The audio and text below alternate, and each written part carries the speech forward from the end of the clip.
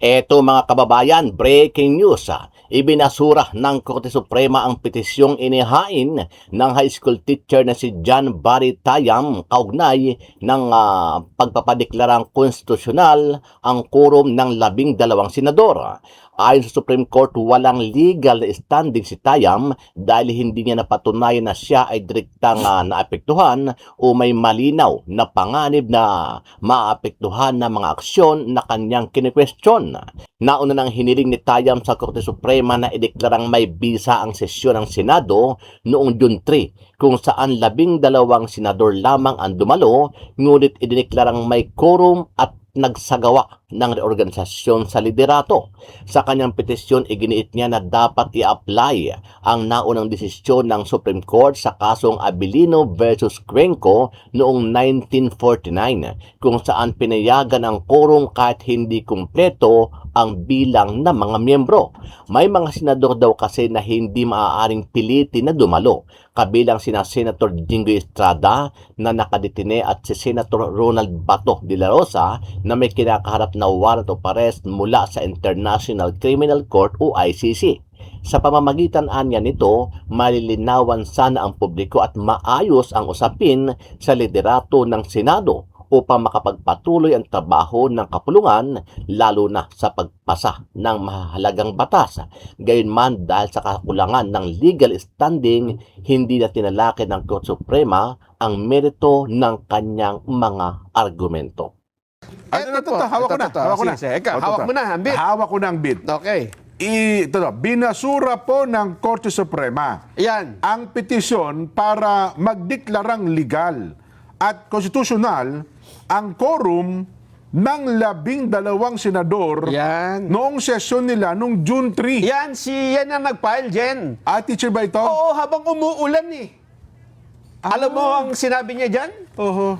Kay sarap ng ulan, unti-unting pumapatak. Akala ko ang kinanta niya yung paborito ni Direk Arlene eh. Ano? Yung sadyabang swerte, swerte lang pag umuulan.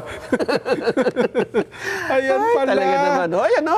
Pero, naka-folder pa ng plastic kasi nga, baka mabasa. baka mabasa. Ayan o. Pero malakas Petition ng niya. loob ni teacher, ha? Oo. Siya mismo ang nagsasahain sa Supreme Court. Ayan o, si Johnny, di ba? Yung pangalan niya. Oho. John Barry. Ayan, oo. Ayun. Anong bang sabi? Binasura po ng buong kataas-taasang korte, And bank, ha? opo, ang petisyong iniharap ni John Barry Tayam. Yun. John Barry Tayam. Tayam. Oo. Oho. Sino ba yan? Isang teacher Teacher. at residente po ng lungsod ng Las Piñas. Taga Las Piñas. Yes. Pinangalan ng respondent sa petition ang mga senador na sina Alan Peter Cayetano, Pia Cayetano, at Loren Ligarda. Ayon sa Office ng Supreme Court spokesperson, iginit po ng korte na hindi naipakita ni Ginoong Tayam na siya po ay nagdusa. Nagdusa? Hindi daw siya, kumbaga parang hindi siya naapektuhan. Walang ipinagdurusa itong si Tayam. Matindi yung pagkakatagalog. Talagang Apakalalim, ha? yun na nga. O kaya naman, may iminumungkahing banta ng pagdurusa ng anumang direktang pinsala mula sa aksyon ng kanyang pinupuna. Baka hindi niya sinabing kami po ay nagdurusa ngayon. Dahil sa pagkakagulong ito, ay hindi ho na ipasa yung ano eh. Hindi, bakit hindi po ako makapagturo ng maayos. Ayun, no? Kasi gulong-gulo po ang isip ko. Isip ko. Pati yung pagtuturo ko po, naaalaala ko po ang problema ng Senado. Nadadala ko po sa aking damdamin. Apektado po ako eh. Ayun nga. Hindi ako makapagturo ng tama. Ngayon, Ano sabi ng Supreme Court? ang legal standing ay tinutukoy sa isang diksyonaryo ng batas bilang isang personal at substantial na interes sa kaso kung saan ang isang partido ay nakaranas o kaya naman ay maaaring makaranas ng direktang pinsala Ngayon. dahil sa pinupunang aksyon ng gobyerno. Meron siyang direct involvement. Oho. Kung hindi man sila yung party to the birthday party. Sa pangyayari yun. ano, ha? Party to the case Oo. ay affected naman sila. Oo. Pero dito, ang sabi nga ng Supreme Court, wala siyang legal standing dahil hindi niya pwedeng pakialaman ang isang kasong Oo. wala naman siya kinalaman, ang ibig Kumbaga, sabihin. wala siyang personality para questioning yung bagay na yun. Oo. Kabilang sa iba pang nangyari sa sesyon noong June 3 ay ang pagkakapili po kay Senador Sherwin Gatchalian bilang Senate President pro tempore at Acting Senate President at ang muling pag-organisa ng mga komite sa Senado. Ayun. So parang ano ang bilang ikaw bilang matagal ng legal luminary, Nelson. Oo. Legal expert. Legal expert. Ang dami nagpapakilala ngayon eh. Kahit di abogado. no? Oo. So ano ang ibig sabihin lamang dito ng Korte Suprema? Ibig sabihin ho nito, unang-una, Oho. wag, kasi may gumamit ng desisyon na yan dyan para sabihin, o tama mo, illegal yung kay Sherwin Gatchalian. Ayan. Oo. Yung kaguluhan sa Senado ay nagsasalamin ng leadership ng administrasyon. Yung kaguluhan at kawalang direksyon ng ating bansa ay nagsasalamin ng kung ano yung klase ng leadership meron ang nakaupo sa palasyo at ng ating administrasyon. Dahil lahat naman ng tao nagre-recognize sila ng kung ano yung direksyon ng isang leader. Pero kapag wala yung direksyon, wala yung vision, ay nagkakanya-kanya talaga ang mga tao. Yan yung nakikita natin hindi lang sa Senado, but sa buong bansa. Sa dalawang Senate President, si Acting Gatchalian at si anong mensahe mas kanina?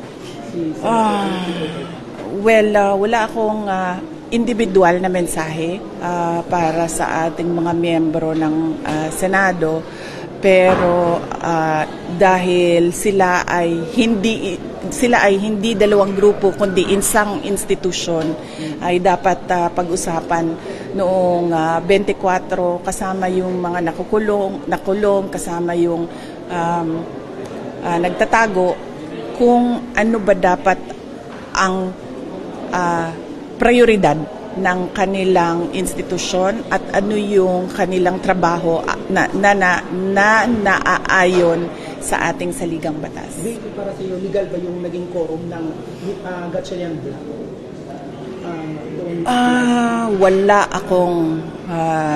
Wala akong legal na opinion sa mga pangyayari. Mas mabuti sana kung meron o masasagot ng Korte Suprema kung ano ba talaga ang i-recognize at ano ba dapat ang ways forward ng ating Senado. So ito, inuulit na naman yung nangyari nung nakaraan. Ganun pala. Ang problema dito, Jen, hanggang kailan ang sitwasyong ito?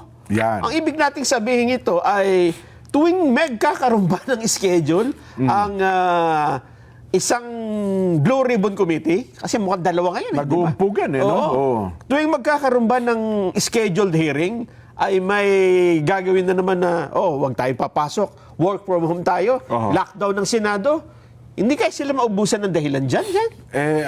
Sa totoo lang, pag inisip natin mabuti, itong nakalungkot na pangyayari dyan, Nelson. Sa kasaysayan daw po ng Senado, kahit noon, nag-aaway-aaway din ng mga senador, halos magbabag din talaga. Yung argumento, natural yan Di ba? Kasi deliberative body nga sila. Natural talaga minsan nagkakasama na loob, magkakaibigan. Yes. Di ba? Pero kahit anong nangyari yan, hindi pa naipit sa ganitong sitwasyon ng mga empleyado. Yes. Kumbaga sila, trabaho lang. Wala naman kaming pinapanigang politika sa inyo Yes. Di ba? Kasi kami po ay nagtatrabaho lang dito at maging mga senador, hindi pinagbabantaan yung mga empleyado. Kasi alam nila na yung mga taong yun ay sumusunod lang din sa utos sa kanila. Tama. Di ba?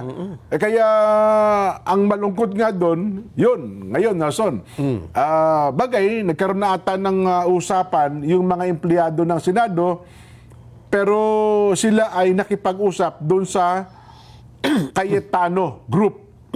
Hindi ko lang alam kung paano magiging arrangement nila doon sa Gatchalian Group. Napakahirap na Diba? sitwasyon yan. Oo. ang isa pang mas malalim na ano dyan, siyempre may mga sweldo yung mga yan eh, di ba? Sino ang kikilalanin ng mga ahensya ng gobyerno kung sila ay yung kanilang tagdan, yung sweldo. Kasi pipirmahan mo sa DBM yan eh, di ba? Para mag-release ng pera, para makasweldo yung mga empleyado ng Senado. Eh, yung tanong mo na yan, Oho. ay sinagot na rin, Jen. Meron ba? Alam mo ba kung sino ang sumagot? Si Sherwin Gatchalian. Siya rin. Tama ka. Ganun.